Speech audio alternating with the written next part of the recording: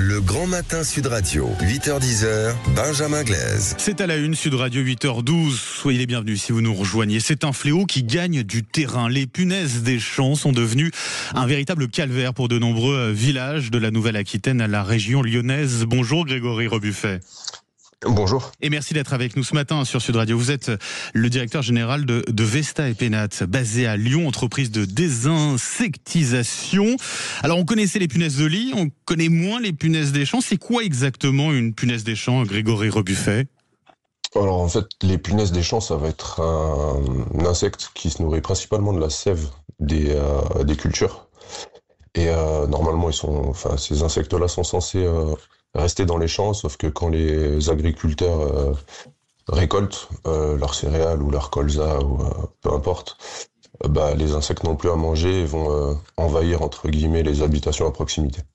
C'est lié aux récoltes. Est-ce que l'usage éventuellement de certains pesticides sur les céréales peut aussi favoriser l'extension de ces punaises des champs aux habitations, aux jardins ? Alors l'utilisation de pesticides par les agriculteurs, moi je pourrais pas vous répondre parce que ça dépend du domaine phytosanitaire, ils ont des règles assez strictes, mais je pense qu'ils peuvent les contrôler assez facilement. Ouais. Voilà. À quoi les reconnaît-on ces punaises des champs ? Comment savoir si on en a chez soi ? Alors déjà elles se déplacent en très grand nombre. Ouais. Par milliers, voire dizaines de milliers. Elles sont plutôt sur des surfaces claires. Ça vole pas, ça pique pas, mais il y en a énormément et de partout. Après, elles rentrent rarement en intérieur. Ça veut dire que ça fait comme un nuage, quoi, de... Ouais, voilà, Ouais. en fait, c'est rampant. Donc, ça fait comme une petite moquette, on va dire. D'accord, ok.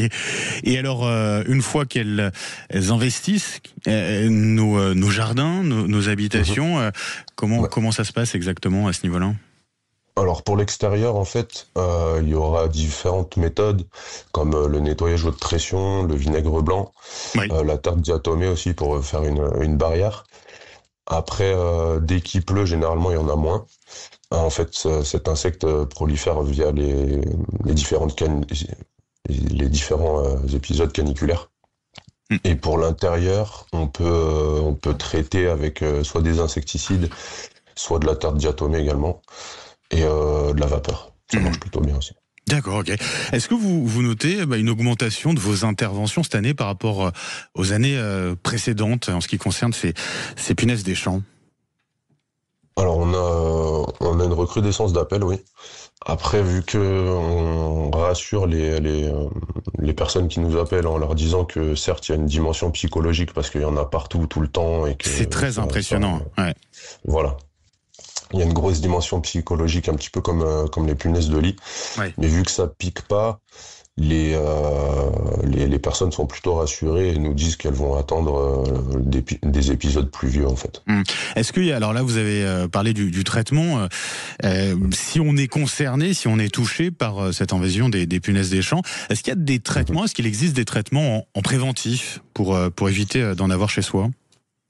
En préventif, ça sera mettre de la tarte diatomée au rebord des fenêtres, par exemple. Du vinaigre blanc aussi, ça peut faire comme un répulsif. Ouais. Et ensuite, en préventif, il y aura pas grand-chose d'autre parce que quand elles sont dans vos jardins, c'est compliqué de traiter un gazon qui n'est pas infesté en fait. Donc elle ne pique pas, ça c'est important, vous l'avez dit Grégory Rebuffet, ça c'est important de le noter effectivement. Pour son jardin, c'est quoi les conséquences ? Ça peut véritablement faire des ravages ? Alors ça peut faire des ravages par exemple sur le tournesol, si madame ou monsieur un tel ont des tournesols pour faire joli, elles peuvent se nourrir de la sève. Et du coup, le tournesol va être moins joli, on va dire. Oui, oui. Après, ça fait des ravages. En fait, c'est des insectes qui se nourrissent de sève, donc les plantes vont avoir tendance à jaunir un petit peu et à être au bord de l'agonie. Mais si on traite bien ou s'il pleut, elles vont disparaître et les plantes iront mieux par la suite. On aura compris donc Grégory Rebuffet, ça se traite Très bien, c'est normal qu'on soit inquiet. Effectivement, c'est l'effet psychologique au final qui est le plus important finalement pour l'ensemble de ces habitants qui sont touchés. Ouais, exactement. En fait, il y a un effet psychologique parce qu'il y en a énormément de partout sur les murs, sur le mobilier de jardin, qui peuvent éventuellement rentrer à l'intérieur. On peut pas être tranquille, les habitants peuvent pas être tranquilles sur leur terrasse ou sur leur jardin. Et du coup, ça rend un petit peu fou, un petit peu comme les punaises de lit. Ouais.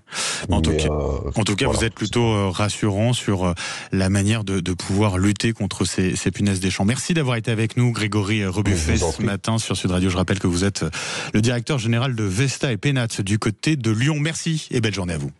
Merci.